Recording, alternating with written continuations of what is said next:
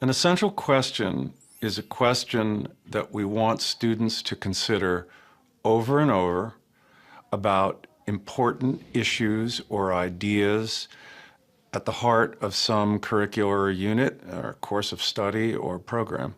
Open-ended, thought-provoking, require higher-order thinking and reasoning, not recall. They need to be supported, not just an answer given. These are questions that we revisit again and again, and in exploring essential questions, we spark new questions and inquiries. And we can therefore judge questions according to those criteria. What makes a question essential is if it's truly at the essence. How does sound affect life? It's at the core of some issue or argument or problem or approach or strategy. Is America a land of opportunity? That by asking the question, if the question is truly essential, it's one that helps us make sense out of confusing things. Who sees and who is blind and why? And it's something that we can keep asking and returning to as a way of making sure that we're understanding. So in summary, we can say an essential question is a question that explores timeless philosophical matters. We can think of an essential question as more focused around disciplines. It's essential to understanding the disciplines. And we can think of essential questions as helping students better understand themselves as learners and reflect on their learning and their experiences. And how did this artist use line to communicate sadness? So let's talk a little bit about what you guys gleaned from these sources. What was the ultimate goal? You were supposed to do what to your fraction? Conventional teaching and learning is too focused on kids learning stuff. And the questions, therefore, that a teacher tends to ask are very low-level factual questions. There's typically too much content to teach and not enough time to teach it all well. The essential question, in fact, can focus teaching. It can serve as a prioritizing filter. So rather than feeling that we have to cover all this content material, often in a superficial way, the essential questions causes educators and teachers to say, what is really essential here? What is most important? What do I want kids to really understand? And how can I frame my teaching around the most important things? So focusing on a few essential questions helps us focus and prioritize our teaching. We want the students to consider more challenging, interesting questions, and we want them to engage in higher order thinking, and we want them to engage in sustained inquiry. Well, that's the point of an essential question.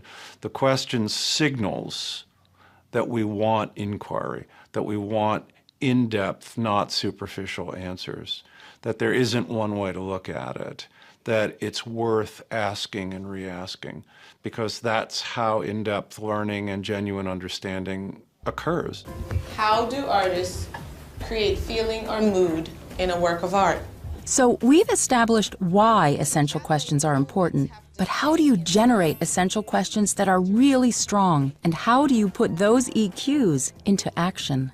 A lot of people have trouble generating essential questions, in part because they're so used to asking leading questions that they want students to know the answer to or to recall.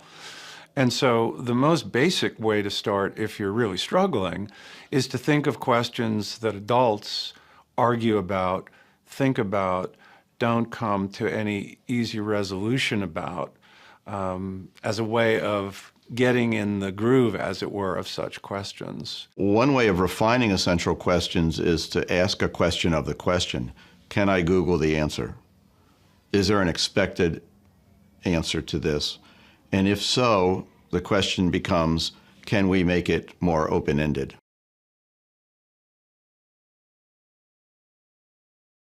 All right, let's go. There's our question. Who sees? Who's blind? Why? He makes sure that the question is posted on the board in full view. That keeps the question always present in the mind of students and helps them to make connections with the activities. He starts with a warm-up activity that uses horoscopes to get them thinking about the essential question in a fun way. And so basically I'm asking you to read your profile and your horoscope and say, what do you think? Are they seeing something or are they not? The kids take a minute to discuss the pros and cons of their horoscope. It says his ideal partner is someone who can just be his friend, which is pretty much exactly what I want. And so it was strange reading this because I really connected to it.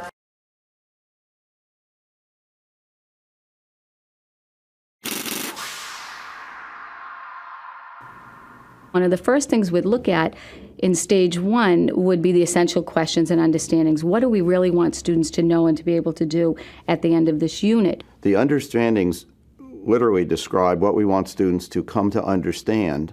The understandings can be about content, principles, and concepts. Looking at the essential questions. And that bridges to the essential question. Where is the one you want to use to really kind of capture the kids and motivate their interest throughout the lesson, or to almost provoke them? Why do people move is tying in perfectly to understanding 5. Why do people move was one of the bigger essential questions, and clearly when you think about that, that transcends westward expansion. We can look at that again when we study immigration. It's a question that's going to reoccur. But why do people move really capture that tension that's going on between people being forced to move and people wanting to move? What are we trying to get students to do?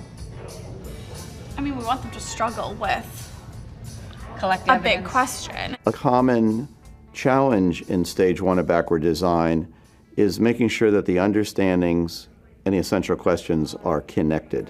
They don't have to be one-to-one, but there should be a relationship here.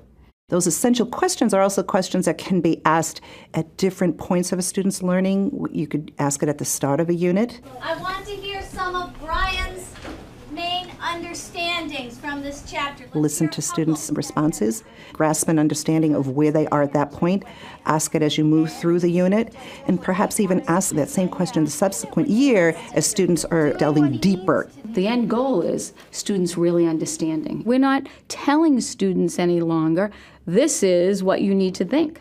You know, we're putting content out there when we're saying, what do you think? But give me your opinion or stake your claim based on evidence.